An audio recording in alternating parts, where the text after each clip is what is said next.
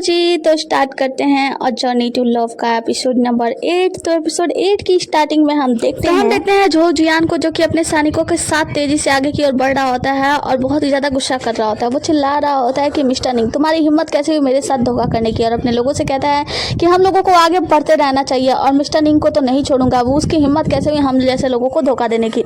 जिसके बाद से मिस्टर निंग को देखते हैं अपने साथियों के साथ और ये लोग बातें करते हैं, जहाँ पे जो मिस्टर जैन होते हैं वो बाहर का दौरा देखकर बताते हैं कि हम लोग इतने की स्पीड में चल रहे हैं और ऐसे देखा जाए तो 2 घंटे में वो लोग मतलब झो जियान के जो लोग हैं वो लोग हमारे तक पहुंच जाएंगे। जिसके बाद से हम देखते हैं कि यहाँ पे जो अपना गणित लगाता है और वो बताता है कि 1 घंटे में वो लोग हमारे तक पहुंच जाएंगे। हम देखते हैं कि यहाँ पे जो हमारी हीरोइन रैन रुई होती है वो कहती है कि एक काम करो, मुझे 2 बम दो जो इससे पहाड़ तोड़े जा सकते हैं।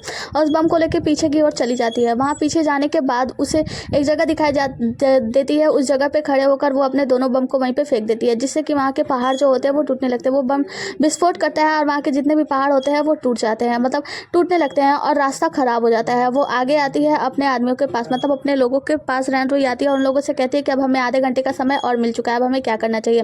मिस्टर निंग जो होते हैं वो कहते हैं कि अब हमें प्लान बी को अपनाना चाहिए। जैसे कि हमारे पास बहुत सारे लोग नहीं हैं, बहुत कम लोग हैं, सैनिकों की भी इतनी ज़्यादा भरमार नहीं है और जो झो जियान है उसके पास 1000 सैनिक है। तो हम लोगों को इस हिसाब से चलना चाहिए। अब हम लोग आगे शहर की ओर नहीं जाएंगे, जिस रास्ते पे हम जा रहे थे उस रास्ता को छोड़कर हम आइए एक रास्ते पे चलते हैं। जिसके बाद से वो एक ऊंचाई की जगह पे उन लोगों के लिए जाते हैं। कहते हैं कि जब मैं बहुत छोटा था तो मैं अपने पिता के साथ यहाँ पे आया था, तो मैं इस रास्तों को अच्छे से जानता हूँ। ये रास्ता जो है वो बहुत ही ज़्यादा पतली सी है, तो यहाँ से 4 घोड़े एक साथ आराम से निकल सकते हैं। तो हमें यहाँ पे उन लोगों को रोकने का बाधा लगाना होगा, जिसके बाद से आगे सैनिक बहुत ज़्यादा कम मात्रा में आएंगे और हम लोग उनसे आसानी से लड़ाई कर सकते हैं।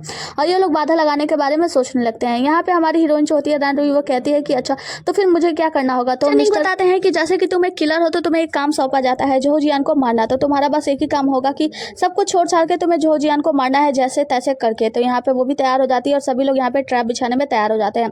हम देखते हैं कि सभी लोग जो होते हैं वो मैप के हिसाब से काम कर रहे थे। कुछ लोग जमीन के अंदर कीले बिछाने लगते हैं, तार बांधने लगते हैं, मतलब वो तीर वीर लगाकर बहुत सारे जो ट्रैप्स होते हैं वो बिछाने लगते हैं। हम देखते हैं कि यहाँ पे जो हमारी हीरोइन होती है ना, वो अपने तलवार को नुकीली कर रही होती है क्योंकि उसे झो जियान को मारना है, तो वो अपनी तैयारी कर रही होती है। जो जैन होता है वो अलग अलग प्रकार के बम बनाने लगता है। हम देखते हैं कि जो राजकुमारी होती है वो कुछ सोचती है और दौड़ते हुए निंग उनजाओ के पास आती है। कहती है कि भाई निंग, ये आप गलत कर रहे हैं, आप मुझे कैप्टन कियांग के साथ यहाँ से वापस भेज रहे हैं ताकि मैं सुरक्षित रहूं, लॉर्ड डू सुरक्षित रहे, यानी मंत्री डू सुरक्षित रहे। तो आप हम दोनों की सुरक्षा के लिए यहाँ से भेज रहे हैं, लेकिन मुझे लगता है ये सही नहीं है क्योंकि आपको अच्छे से पता है कि ये जो काम हो रहा है उन सभी का नेता मैं हूँ, तो मुझे ये सब संभालना चाहिए और मुझे इसका प्रभावी होना चाहिए। मैं यहाँ से भाग जाऊँ अपनी जान बचाकर, ये तो गलत है ना। तो यहाँ पे जो मिस्टर निंग होते हैं उसे समझाने की कोशिश करते हैं। तो राजकुमारी कहती हैं कि भाई निंग, आप हमेशा से मुझे समझाते आ रहे हैं कि मुझे बहादुर बनना चाहिए और आज मैं जब बहादुर होना चाहती हूँ तो आप मुझे मना कर रहे हैं, ये गलत है।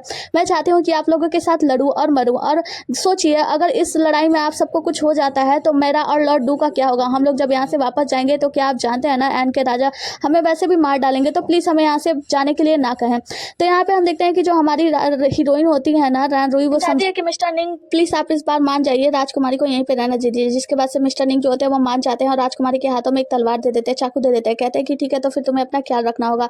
और मिस्टर डू को और राजकुमारी को मिस्टर जान से कह के उन कहीं पत्थर के पीछे दूर छिपा देते हैं। कहते हैं कि आप लोगों को जाकर एक जगह पे छिप जाना चाहिए। ये लोग यहाँ पे खड़े होते हैं तो इन लोगों को एक संकेत दिखाई देता है, मतलब आकाश में एक पटाखा जाता है, जिससे मिस्टर निंग कहते हैं कि ये लोग आधा घंटा देरी से आए हैं। तो यहाँ पे जो मिस्टर कियांग होते हैं वो बताते हैं कि दरअसल बात यह है कि मुझे पता था कि वो लोग किस रास्ते पे आने वाले हैं, तो उस रास्ते पे जाकर मैंने क्या किया, वहाँ पे जो पानी था उस पानी में कुछ जहर डाल दिया, जिसके वजह से वहाँ पे जितने भी सैनिक लोग हारे थाके आएंगे और उस पानी को पियेंगे, पानी को पीने के बाद उन लोगों का 30% जो शक्ति है वो क्षीण हो जाएगी, मतलब खराब हो जाएगी। यहाँ पे एक आदमी आता है और मिस्टर झो जियांग को खबर देता है और कहता है कि यहाँ पे कुछ गाड़ियाँ देखी गई हैं। जिसके बाद से झो जियान अपने सैनिकों को कहते हैं कि सभी लोग तैयार हो जाओ, जल्दी से हमें आगे बढ़ना है क्योंकि ज़्यादा समय नहीं है। वो लोग यहीं से निकले हैं और फिर ये लोग आगे बढ़ते हैं।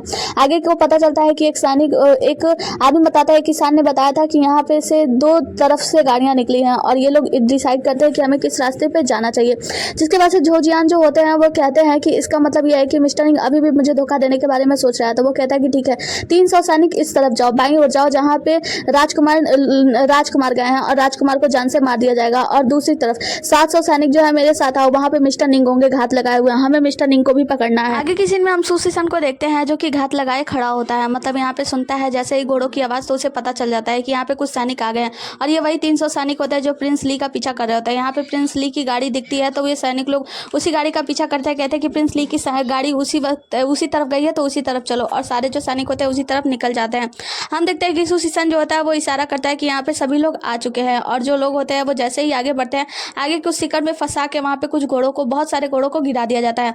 इससे पहले कि इन लोगों को समझ में आता है, ये लोग कहते हैं कि ये सब एक ट्रैप है, यहाँ पे जाल बिछी हुई है। सभी लोग इकट्ठा होते हैं, एक सचेत होते हैं। तभी हम देखते हैं कि कुछ सैनिक जो होते हैं यहाँ पे छिपे होते हैं। सुशीसन के साथ वो लोग निकलते हैं, अपने तीरों की वर्षा कर देते हैं, जिससे ढेर सारे सैनिक यहाँ पे मारे जाते हैं। सुशीसन भी अपना जो हथियार होता है, हथियार लेकर निकलता है और बहुत सारे सैनिकों के ऊपर हमला कर देता है। यहाँ पे सुशीसन के हथियार का एक झलक दिखाया जाता है, जिसमें हमें दिखाया जाता है उसके अंदर की आंतरिक मशीनें, जैसे उसमें से तीर निकलती हैं और ये अपने तीरों की वर्षा करता है वहाँ पे सैनिकों के ऊपर, और जो सैनिक होते हैं वो बुरी तरीके से घायल होने लगते हैं, यानी मरने लगते हैं। सुशीसन जो होता है अपने हथियार को रखता है और अपना तलवार उठाता है, जिसके बाद से वो बहुत सारे सैनिकों का सिर काटते हुए आगे बढ़ने लगता है। बहुत सारे सैनिकों को घायल कर देता है और सिर काटने लगता है। सिर काटते काटते वो वहाँ के मेन सैनिक पे जाता है, मेन सैनिक के पास जाता है, जो कि इन सभी सैनिकों का नेतृत्व कर रहा होता है। उसके गले पे तलवार रखने के बाद कहता है कि ठीक है, अब तुम सभी लोग आत्मसमर्पण कर दो वरना तुम्हारे नेता का सर काट दिया जाएगा।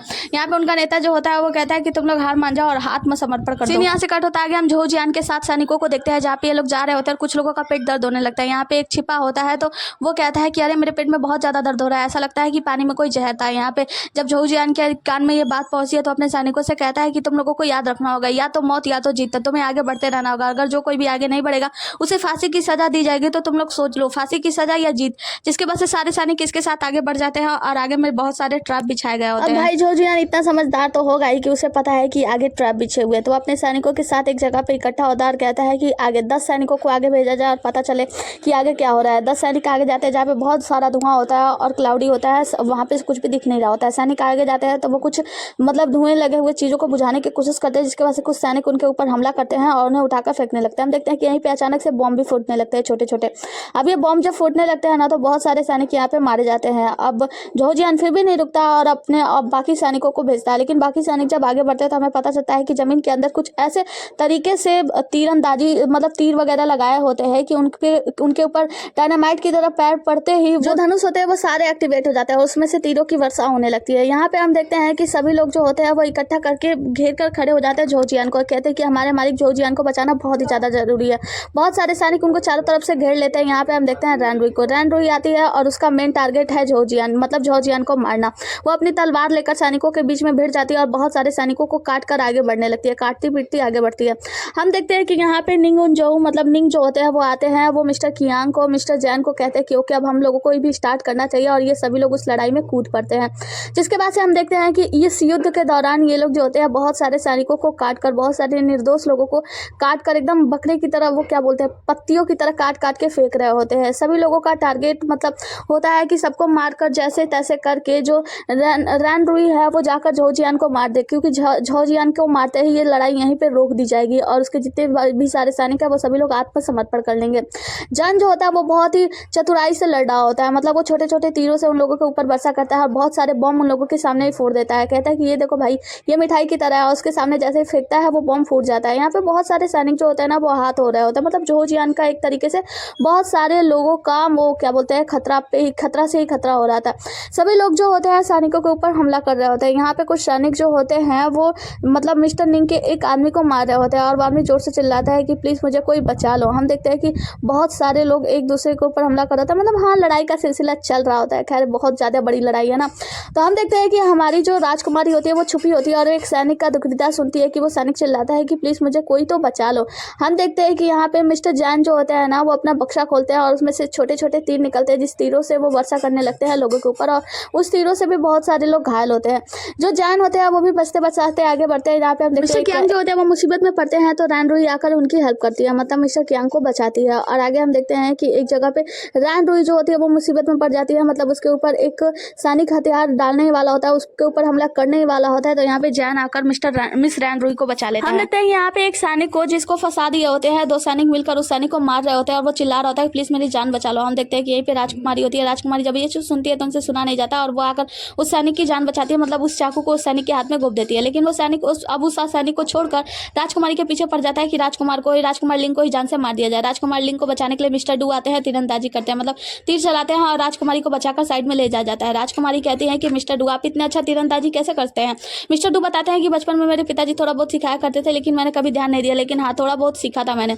जिसके बाद से हम देखते हैं रैन रुई जो होती है वो मिस्टर निंग से कहती है कि अब हमें आगे बढ़ना होगा और झो जियान को जान से मारना होगा। झो जियान को देखते हैं जो कि 300 सैनिकों के बीच में घिरा होता है, अपने सैनिकों से कहता है कि धीरे धीरे करके पीछे बढ़ो ताकि ये लोग हम मतलब मेरी जान बचाओ, ऐसा वैसा करके। मिस्टर निंग कहते हैं कि देखो वो बहुत ज़्यादा मुश्किल है, तुम देख सकती हो कि वो 300 सैनिकों से घिरा हुआ है। तो रैन रुई जो होती है वो कहती है मुश्किल तो है लेकिन इतना भी ज़्यादा नामुमकिन नहीं है, लेकिन तुम्हें मेरा साथ देना होगा, तुम मुझे कवर दो, मैं उसे जान से मार डालूंगी और मैं उसे मारने में सफल होंगी, तुम्हें चिंता करने की आवश्यकता नहीं है। मिस्टर निंग कहता है ठीक है फिर मैं तुम्हें कवर देता हूँ और तुम आगे बढ़ो। रैन रुई जो होती है वो अपना दोनों तलवार अपने हाथ में ले लेती है, उसका म्यान जो होता है टूटकर वहीं पे गिर जाता है। उसके बाद से दोनों हाथों से लोगों को काटते पीटते हुए आगे बढ़ने लगती है और मिस्टर निंग जो होते हैं उसके पीछे होते हैं और उसके पीछे से आ रहे सभी सैनिकों को मार रहे होते हैं। झो जियान अपने सैनिकों से कहता है कि तीन बरसाओ इन लोगों पे और जान से मार डालो, और मिस्टर निंग जो होते हैं वो रैन रुई के साथ बड़े स्टाइल तरीके से आगे बढ़ते हैं, मतलब ये लोग स्टाइलिश तरीके से आगे बढ़ रहे होते हैं। हम देखते हैं कि एक समय ऐसा आ जाता है कि झो जियान के जितने भी सैनिक होते हैं वो सारे भारी पड़ रहे होते हैं मिस्टर निंग के सैनिकों के ऊपर, मतलब मिस्टर कियांग, युवान लू, सन लैन, झो जियान जितने भी लोग मतलब इनके जितने भी लोग होते हैं मिस्टर निंग के ना, ये सभी लोग मुसीबत में पड़ जाते हैं। एक तरीके से देखा जाए तो जो झो जियान के सैनिक है वो इन सैनिकों पे भारी पड़ रहे होते हैं, इन लोगों को जान से मारने ही वाले होते हैं। हम देखते हैं कि यहाँ पे सन लैन जो होते हैं वो भारी मुसीबत में पड़ गए होते हैं, तभी यहाँ पे सुशीसन की एंट्री होती है और एंट्री लेते ही वो उन सैनिकों को मार गिराते हैं। सन लैन कहते हैं कि भाई थोड़ा जल्दी नहीं कर सकते थे क्या, तो यहाँ पे जो सुशीसन होता है वो कहता है वैसे खूबसूरत व्यक्ति थोड़ा देरी से तो आते हैं।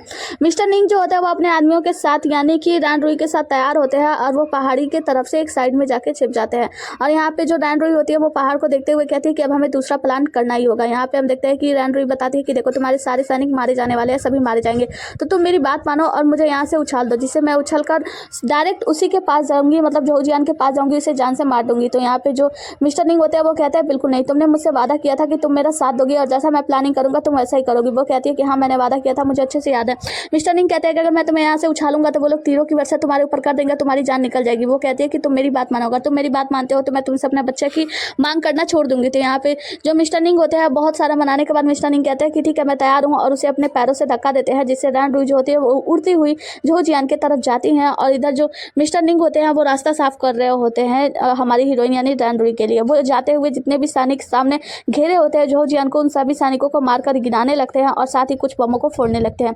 झो जियान यहाँ पे गिर जाता है क्योंकि वो एक बम उसके पास भी जाकर फूट गया होता है, जिसके बाद से हम देखते हैं हमारी हीरोइन रैन रुई जो होती है वो झो जियान के पास जाती है, और यहाँ पे मिस्टर निंग भी दोनों एक साथ जाते हैं और दोनों लोग जाकर उसके गले पे तलवार रख देते हैं और उसे एक ऊंचाई पर ले जाकर सबसे कहते हैं कि झो जियान पकड़ा गया है और तुम सभी लोग अपने आप को आत्मसमर्पण कर दो, और अगर तुम सभी लोग आत्मसमर्पण कर देते हो, अपनी तलवार नीचे कर देते हो, तो तुम सभी को माफ कर दिया जाएगा, वरना तुम सभी को जान से मार दिया जाएगा, मौत के घाट उतार दिया जाएगा। जिसके बाद से जितने भी सैनिक होते हैं वो सभी लोग हार मान जाते हैं, और हम देखते हैं राजकुमारी को जो बाहर आती है और खुश हो जाती है और खुशी से चिल्लाने लगती है कि हम जीत गए, हम जीत गए, और सारे सैनिक लोग खुशी से चिल्लाने लगते हैं।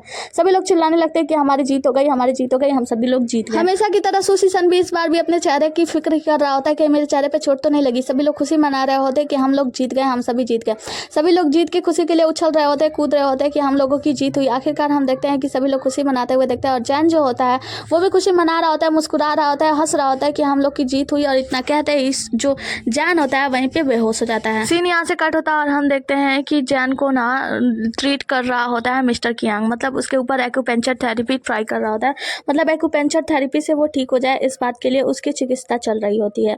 यहीं पे हम देखते हैं कि बाहर बहुत सारे सैनिक जो होते हैं वो घायल होते हैं, उन सभी के लिए राजकुमारी जो होती है पानी वानी ला रही होती है, उन सभी का देखभाल राजकुमारी भी कर रही होती है।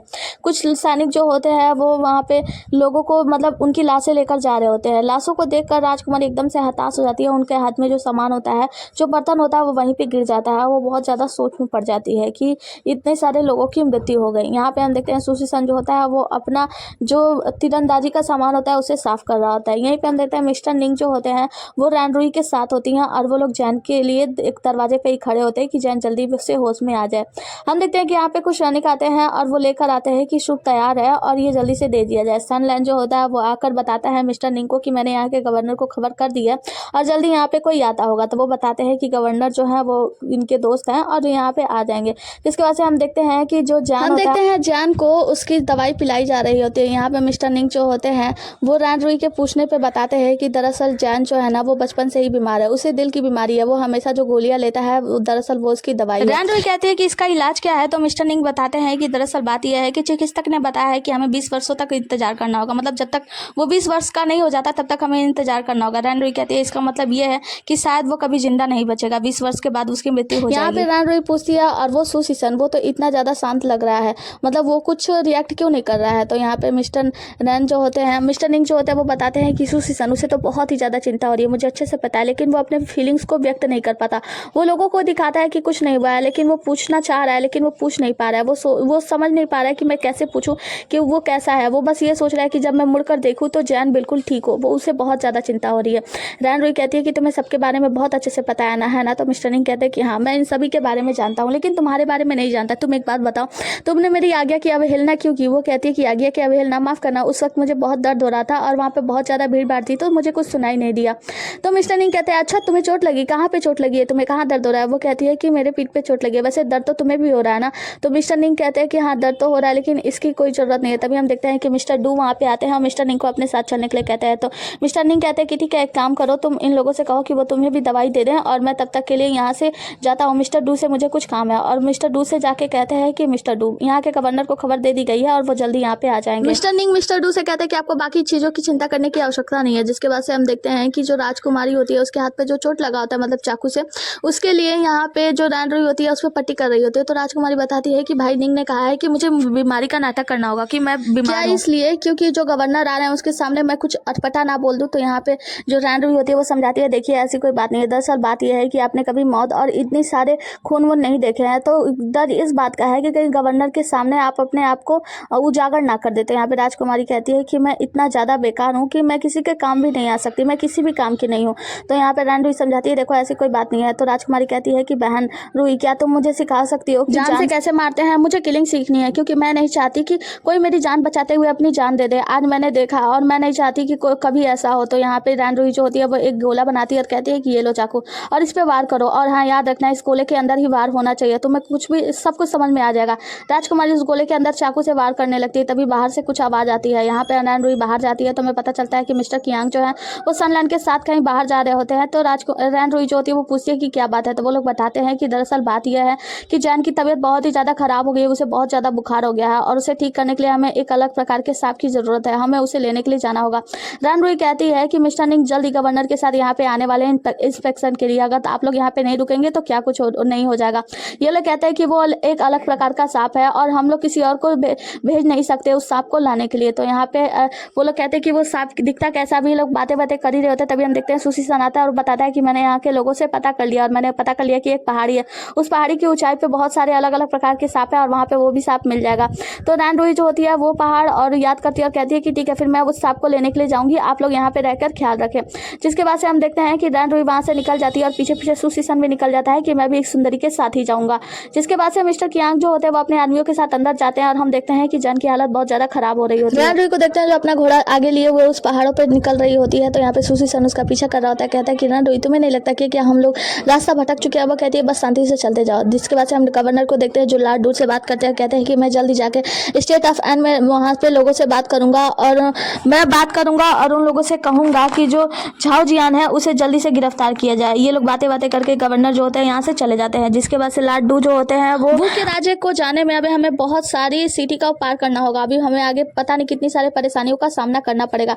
मिस्टर निंग कहते हैं कि मिस्टर डू आपको चिंता करने की आवश्यकता नहीं है, 6 रियल हॉल आपके साथ है। वो कहते हैं कि मैंने कभी नहीं सोचा था कि प्रिंस डेंगयांग कुछ ऐसा करेंगे, लेकिन सभी लोग दाव लगा रहे हैं कि प्रिंस डेंगयांग ही राजा बनने वाले हैं और वो सब इतनी सारी चालें चल रहे हैं। जिसके बाद से हम देखते हैं कि मिस्टर डू जो होते हैं उनका धन्यवाद करते हैं मिस्टर निंग का। मिस्टर निंग के हाथ पे चोट देखते हैं। मिस्टर डू तो कहते हैं कि आपको तो खून बह रहा है, मैं आपकी पट्टी करवा दूं। मिस्टर निंग कहते हैं आपको चिंता करने की आवश्यकता नहीं है, मैं ये पट्टी खुद कर सकता हूँ, आप जाइए और अपना ख्याल रखिए। और वहाँ से मिस्टर डू चले जाते हैं। मिस्टर निंग जो होते हैं वो अंदर जाते हैं और मिस्टर जैन की देखरेख कर रहे होते हैं। यहाँ पे मिस्टर कियांग उन्हें बताते हैं कि इसकी हालत अभी बहुत ही ज़्यादा खराब है और रात भर में कुछ भी हो सकता है। हाँ, मैंने कुछ लोगों को भेजा है यहाँ से एक अजीब तरीके का सांप लेकर आने के लिए, अगर वो लोग वो अजीब सा सांप लेकर आते हैं जिससे कि ये पूरी तरीके से ठीक हो जाएगा। तो मिस्टर निंग जो होते हैं वो कहते हैं कि ठीक है और पूछते हैं कि ये बताओ रैन रुई के घाव का क्या। मिस्टर कियांग कहते हैं क्या रैन रुई को चोट लगी थी। वो कहते हैं कि हाँ, उसे तो बहुत ज़्यादा चोट लगी थी, उसने तुम्हें नहीं बताया। मिस्टर कियांग कहते हैं नहीं। तो वो कहते हैं कि वो रैन रुई है कहाँ। तो मिस्टर कियांग कहते हैं कि उसे तो मैंने पहाड़ों पर भेजा है और वो पहाड़ों पर गई है उस सांप को लेने के लिए। मिस्टर निंग यहाँ पे चिंतित हो जाते हैं। तो मिस्टर कियांग कहते हैं कि देखो, तुम्हें दिखावा करने की जरूरत नहीं है, मुझे पता है कि तुम्हें उसकी परवाह है, तो तुम उसके लिए जाओ और उसे ढूंढ कर लाना, तुम्हें चिंता करने की आवश्यकता नहीं है, मैं यहाँ पे हूँ और मैं यहाँ पे सब कुछ ठीक कर दूंगा, मतलब मैं यहाँ पे ख्याल रखूंगा जैन का, तुम्हें यहाँ से जाना चाहिए। मिस्टर निंग जो होता है वहाँ से चले जाते हैं। आगे की सीन में हम देखते हैं कि मिस्टर कियांग जो होता है वो हैंकी पे कुछ डिजाइन बना रहे होते हैं, वो पता नहीं क्या सिल रहे होते हैं, मुझे नहीं पता, लेकिन हाँ वो कुछ डिजाइन कर रहे होते हैं। सीन कट होता है और हमें दिखाया जाता है रैन रुई को जो कि सुसीसन के साथ होती है और उसे एक सांप मिल भी जाता है। वो उस सांप को देखती है, कहती है कि बस चुप करो और अब मैं इस सांप को पकड़ने वाली हूँ। जिसके बाद से जाके उस जहरीले सांप को पकड़ लेती है और वो जहरीले सांप को पकड़ने के बाद दिखाती है। सुशीसन कहता है कि तुम्हें पता है ना ये सांप इतना ज़्यादा जहरीला है, तुम्हें इतनी ज़्यादा भारी जोखिम नहीं उठानी चाहिए। वो कहती है कि मुंह बंद करो और थैला खोलो। जिसके बाद से जो सुशीसन होता है वो थैला खोल देता है और उसके बाद से वो उस सांप को उसके अंदर डाल देती है और कहती है कि अब हमें अन्य सांप पकड़ने होंगे, क्योंकि ये इतना ज़्यादा भी शक्तिशाली नहीं है, इतना ज़्यादा भी जहरीला नहीं है। जिसके बाद से ये लोग आगे एक जगह पे जाते हैं और ये लोग सोचते हैं कि सांप ऐसे ही तो नहीं आएगा ना। तो यहाँ पे हमारी जो रैन रुई होती है वो सोचती है और कहती है कि हमें कुछ चूहों को पकड़ लेना चाहिए, चूहे की महक से यहाँ पे सांप जरूर आएगा। जिसके बाद ये चूहों को पकड़ के वहाँ पे बांध देते हैं एक जगह पे और हम देखते हैं कि कुछ ही देर में ये लोग इंतजार करते हैं। उसके बाद यहाँ पे बहुत ही जहरीला ब्लैक कलर का सांप यहाँ पे आ जाता है। इस सांप को देखकर रैन रुई कहती है कि बस अब हमें हमला करने की देरी है, तो शांत रहना और बिल्कुल भी हिलना डुलना मत। अगर हम जरा सा भी हिलेंगे डुलेंगे और शोर मचाएंगे तो ये सांप वहाँ से भाग जाएगा। ये लोग पूरा ध्यान लगाए होते हैं और वो सांप जो होता है वो चूहे को खाने आता ही है, लेकिन जैसे ये सांप उस चूहे की तरफ झपट्टा मारता है और ये लोग उसके ऊपर झपट्टा मारते हैं, वो सांप वहाँ से भागने लगता है। जिसके बाद से हम देखते हैं कि सुशीसन और रैन रुई जो होती है वो सांप के पीछे भागते हैं उस सांप को पकड़ने के लिए और दोनों लोग उस सांप का पीछा करते होते हैं। सांप जाता है घोड़े के पास तो घोड़ा डर के मारे वहाँ से दोनों घोड़े भाग जाते हैं। जिसके बाद से सांप दूसरी ओर भाग जाता है। रैन रुई और सुशीसन जो होते हैं वो दौड़ते हुए उस सांप को पकड़ने के लिए जाते हैं, लेकिन आगे जाकर रैन रुई जो होती है वो अचानक से गिरने लगती है और उसके पीछे ही एक कटा हुआ बांस होता है जिसपे वो गिरने वाली होती है। उसके पीठ में वो बांस घुस जाता। इससे पहले कि कुछ ऐसा होता हम देखते हैं कि यहाँ पर मिस्टर निंग आते हैं और रैन रुई को बचा लेते हैं और उसे दूर धक्का देते हैं और वहीं पे मिस्टर निंग भी गिर जाते हैं, जिससे उनका हाथ का जो कंधा होता है वो डिस्लोकेट हो जाता है। दोनों एक दूसरे से बोल पड़ते हैं कि तुम ठीक तो हो ना। तभी हम देखते हैं सुशीसन आता है, कहता है कि हाँ मैं ठीक हूँ और ये सांप भी ठीक है, मैंने इस सांप को पकड़ लिया है। जिसके बाद से सुशीसन उन लोगों से हंसते हुए बोलते हैं कि देखो भाई अब यहाँ पे एक ही घोड़ा है यानी मिस्टर निंग वाला, तो मैं एक काम करता हूँ, मैं इस सांप को लेकर जा रहा हूँ क्योंकि भाई जैन को इस सांप की बहुत ही ज़्यादा आवश्यकता है, उसे दवाई औषधि बनानी है। तुम लोग बाद में ठीक होने के बाद आ जाना, तो तुम लोग यहाँ पे थोड़ा सा समय लो अपना और मुझे जाना चाहिए। सुशीसन जो होता है इन लोगों को कहने के बाद वहाँ से जाने लगता है और कहता है कि हाँ तुम लोग ज़्यादा जल्दी मत करना, कोई जल्दी नहीं है, जल्दीबाजी नहीं है, तो अपना अच्छे से समय लेकर अच्छा सा समय बिता कर आना। जिसके बाद से वो वहाँ से चला जाता है। अब ये दोनों लोग एक दूसरे से बात करते हैं। रैन रुई जो होती है वो मिस्टर निंग का जो कंधा डिस्लोकेट हुआ होता है उसे फिक्स करती है। जिसके बाद से वो कहती है कि अब मेरे घाव को देखो और अपने पीठ से कपड़ा हटा देती है और निंग को देखने के लिए कहती है। मिस्टर निंग जो होते हैं वो शर्माते हुए उसके जो घाव होता है उस पर टच करते हैं, कहते हैं कि क्या तुम्हें यहाँ पे दर्द हो रहा है। तो यहाँ पे रैन रुई बताती है कि नहीं मुझे यहाँ पे दर्द नहीं हो रहा है। फिर वो बताते हैं कि यहाँ पे दर्द हो रहा है, वो कहती है कि हाँ। जिसके बाद से हम देखते हैं मिस्टर निंग जो होते हैं वो शर्मा रहे होते हैं, कहते हैं कि कोई ज़्यादा भारी चोट नहीं है, जब वापस चलना तो मैं तुम्हें पट्टी कर दूंगा। वो कहती है इसकी आवश्यकता नहीं है और कहती है कि तुम इतना अजीब बिहेव कर रहे हो, ओहो तुम शर्मा रहे हो, मुझे तो पता ही नहीं था कि तुम ऐसे जाल में फंसते हो, वरना मैं पहले ही तुम्हारे सामने बिना कपड़ों के नहाती। जिसके बाद से तुम मेरे जाल में फंस जाते हो। वो कहता है कि तुम्हें ऐसी बातें करना जरूरी है क्या, क्या तुम पागल हो, तुम एक लड़की हो, ऐसी बातें नहीं करना चाहिए। वो कहती है कि हाँ हाँ ठीक है मैं समझ गई और ये लोग यहाँ से कुछ दूर के लिए निकल जाते हैं। जब ये लोग आगे बढ़ने लगते हैं तो मिस्टर निंग पूछते हैं कि वैसे तुम्हें कैसे पता कि यहाँ पे जहरीले सांप पाए जाते हैं। तो वो कहती है कि महारानी ने मुझे बहुत सारी किताबें पढ़ने को कहा था, किताबों में पढ़ने पर मैंने पढ़ा था कि यहाँ पे बहुत सारे जहरीले सांप पाए जाते हैं। जिसके बाद से थोड़ी दूर आगे जाने पर हम देखते हैं कि मिस्टर निंग का जो जहर होता है शरीर का वो एक्टिवेट हो जाता है और उन्हें बहुत ज़्यादा दर्द होने लगता है। वो कहते हैं कि वो जहर एक्टिवेट हुआ है, अभी तक मुझे मारक औषधि नहीं मिली है। जिसके बाद से वो अपने आप को शांत करने लगते हैं, हील करने लगते हैं अपने आत्मिक शक्तियों का। हम देखते हैं कि वो अपने आत्मिक शक्तियों से अपने आप को शांत करने का कोशिश कर रहे होते हैं। तो रैन रुई जो होती है उनके पीछे से आती है और वो भी अपनी आत्मिक शक्तियों से उनको हील करने की प्रयास कर रही होती है। यहाँ पे मिस्टर निंग कहता है कि तुम्हारी आत्मिक शक्ति अभी सिर्फ 50% ही है, तो तुम्हें ऐसा नहीं करना चाहिए। वो कहती है कि बस चुप रहो और ठीक होने का इंतजार करो। यहाँ पे रैन रुई जो होती है वो मिस्टर निंग के शक्तियों को मतलब उनके जहर को कम करने का प्रयास कर रही होती है और करते करते हम देखते हैं कि रैन रुई जो होती है वो थक जाती है और ये दोनों लोग यहीं पे सो जाते हैं। जब सुबह होती है और इसकी आँख खुलती है तो यहाँ पे सूर्य की रोशनी होती है और चारों तरफ सुनहरा सुनहरा सा मौसम होता है। रैन रुई ये सब देखकर बहुत ज़्यादा खुश होती है और कहती है कि बिल्कुल किताबों की तरह ये जगह बिल्कुल सुनहरी लग रही है और बहुत ज़्यादा प्यारी लग रही है। यहाँ से ये ढेर सारे फूलों को तोड़ने लगती है और बहुत ज़्यादा एंजॉय कर रही होती है, मुस्कुरा रही होती है, खुश हो रही होती है। यहाँ के ढेर सारे फूलों को तोड़कर वो मिस्टर निंग के पास जाती है और कहती है कि ये लो तुम्हारे लिए, और उसके ऊपर ही उछाल देती है, मतलब सारा उसके ऊपर फेंक देती है। जिसके बाद से यहाँ पे एक सुंदर सा माहौल बन जाता है। रैन रुई जो होती है ना यहाँ पे बहुत ही ज़्यादा हैप्पी होती है इस जगह को देखकर और यहाँ की चीज़ों को देखकर। सीन यहाँ से कट होता है और हमें दिखाया जाता है कि रैन रुई जो होती है वो मिस्टर निंग के साथ वापस पहुँच गई। रैन रुई निंग गुंजाओ के साथ वापस आ जाती है और निंग गुंजाओ से कहती है कि मुझे आज का सुबह बहुत ज़्यादा अच्छा लगा, और उसके बालों में जो फूल लगा होता है उसे निकालने लगती है। यहाँ पे हम देखते हैं कि मिस्टर निंग जो होते हैं थोड़ा सा असहज महसूस कर रहे होते हैं। वो कहती है कि देखो आपको चिंता करने की जरूरत नहीं है, आप मुझसे असहज महसूस कर रहे हैं ना, लेकिन आपको याद है ना मैंने आपसे वादा किया था कि जब आप मुझे झो जियान को मारने देंगे तो मैं आपसे बच्चा पैदा करने के लिए मजबूर नहीं करूंगी, और मैं ऐसा ही करूंगी। मैं अपने वादे की पक्की हूँ और मैं अपना वादा जरूर निभाऊंगी। अभी ये दोनों बातें कर रहे होते हैं तभी हम देखते हैं कि मिस्टर कियांग वहाँ पे पहुंच जाते हैं और मिस्टर कियांग पहुंच के बताते हैं जिन यानी कि ईमान लो की तबीयत अभी ठीक है। इतना सुनना था कि रैन रुई जो होती है वो कहती है कि ऐसी बात है क्या, मैं अभी उसे देखने के देख कर आती हूँ और वहाँ से चली जाती है। जिसके बाद से हम देखते हैं कि मिस्टर कियांग जो होते हैं वो मिस्टर निंग को देख रहे होते हैं कि कुछ तो बताओ। मिस्टर निंग कुछ नहीं बोलते तो वो कहते हैं मिस्टर कियांग उनसे खुद कहते हैं कि मुझे नहीं पता था कि मेरी मतलब जो चचेरी बहन तुम्हारी है वो तुम्हें इतना ज़्यादा परेशान करती थी, अब ऐसा कुछ हो रहा है। और उसके बालों पर से वही फूल निकालने का एक्टिंग करने लगते हैं कि देखो ऐसा एक्ट कर रही थी लेकिन फिर भी तुम्हें कोई परेशानी नहीं हुई। मिस्टर निंग कहते हैं क्या बकवास कर रहे हो तुम, जिसके वजह से मिस्टर कियांग वहाँ से चले जाते हैं। सीन यहाँ से कट होता है और हम देखते हैं कि जो रैन रुई होती है वो जाकर जैन से मिलती है तो जैन उठने लगता है। वो कहती है कि तुम्हें चिंता करने की आवश्यकता नहीं है, तुम बस लेटे रहो, तुम जल्दी आराम करो और जल्दी से ठीक हो जाओ। मिस्टर जैन कहते हैं कि बहन आपका बहुत बहुत शुक्रिया, आप मेरे लिए दवाई लेने के लिए उतना दूर गई। तो जो रैन रुई होती है वो कहती है कि ऐसी कोई बात नहीं है, तुमने मेरे ऊपर उपकार किया और मैंने तुम्हारे ऊपर उपकार किया, बस इतना ही। और वैसे मैं तुम्हारे लिए ये फूल लेकर आई हूँ। अब वो जो ढेर सारे फूल अपने साथ लेकर आई होती है वो जैन के पास रख देती है। हम देखते हैं कि यहाँ पे मिस्टर निंग भी आकर दूर से ये सब कुछ देख रहे होते हैं और वो देखते हैं कि जैन को इतने सारे फूल मिले हैं और देखते हैं कि मेरे पास बस एक ही फूल, तो उन्हें जलन होने लगती है, मतलब अजीब सा मुंह बनाने लगते हैं। हम देखते हैं कि ये सारी कुछ जो होता है, ये सारा चीज़ जो है ना, मतलब मिस्टर निंग का ये एक्टिंग जो होता है ना वो रैन रुई शीशे में देख रही होती है। सीन यहाँ पे कट होता है और इसी के साथ ये एपिसोड भी समाप्त होता है। मिलते हैं अगले एपिसोड में, तब तक के लिए बने रहिए हमारे साथ। टाटा बाय बाय और टेक केयर। और हाँ, वीडियो को लाइक करना बिल्कुल ना भूलना, चैनल को सब्सक्राइब कर देना नए हो तो, और हाँ कमेंट कर देना नेक्स्ट पार्ट के लिए। Okay bye.